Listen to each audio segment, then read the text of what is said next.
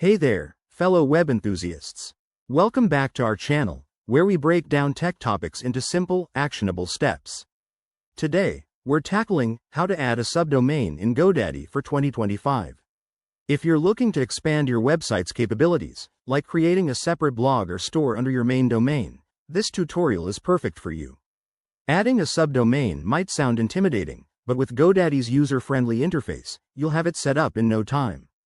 Let's dive right in. First things first, make sure you have a GoDaddy account and access to the domain you want to modify. If you don't, head over to GoDaddy's website and sign up. It's quick and straightforward. Once you're logged in, navigate to your dashboard. Look for the My Products section and select the domain you're working with. This is where the magic happens. Next, click on DNS Management under your domain settings. Here, you'll see a list of existing records. To add a subdomain, hit the Add button, usually labeled for New Records. Choose the type of record you need, most commonly, a record if you're pointing to an IP address, or a CNAME if it's redirecting to another domain. Enter your subdomain name, like blog, for blog.yourdomain.com, and fill in the necessary details. Double-check everything to avoid any typos, as that can cause issues later.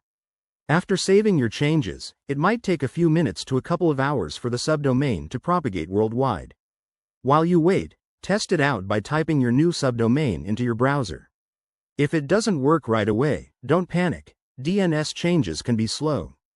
GoDaddy's interface might have updated slightly by 2025, but these core steps remain reliable. And there you have it. You've just added a subdomain in GoDaddy for 2025. This simple tweak can greatly enhance your online presence. If you found this helpful, give this video a thumbs up, subscribe for more tech tips, and drop a comment below if you have questions. Thanks for watching, and I'll see you in the next one.